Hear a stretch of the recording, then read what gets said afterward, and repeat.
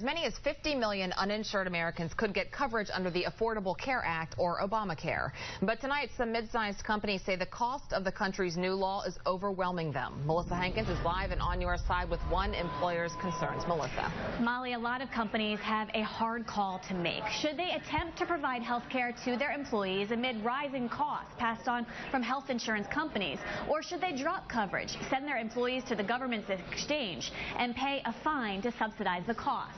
The owner of one business told me today it's like deciding between a rock and a hard place. Right now, he says he can't find a plan that won't raise prices for his company, his employees, and maybe even his customers.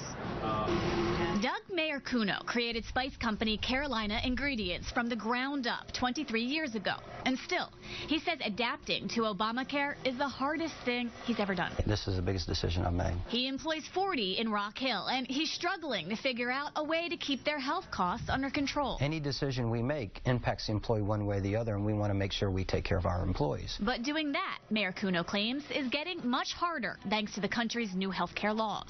President Obama stood up multiple times and said, you know, there's no increase to employees that currently have insurance. There won't be increases to companies that already give insurance. The fact is it's the opposite. We are expecting 30% increases this year. In 2014, we think that we'll see another increase as much as 20% in 2015. And it's going to have a dramatic impact on the way we manage the company. He's struggling with a decision.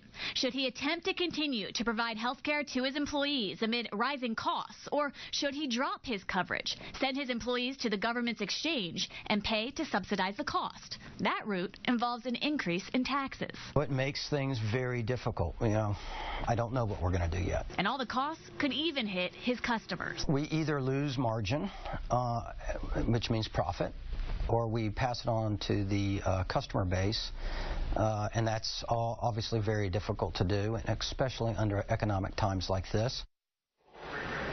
Now, one thing I've heard over and over again from both self-employed individuals and company execs who have recently talked with their insurance companies, shock over how much premiums are going up. Insurance companies say they're having to pass along added costs like accepting pre-existing conditions. Molly, back to you. Well, problems are persisting with sign-up online as well, Melissa, on the government website healthcare.gov. The administration says it's because so many people are trying to use the site at once.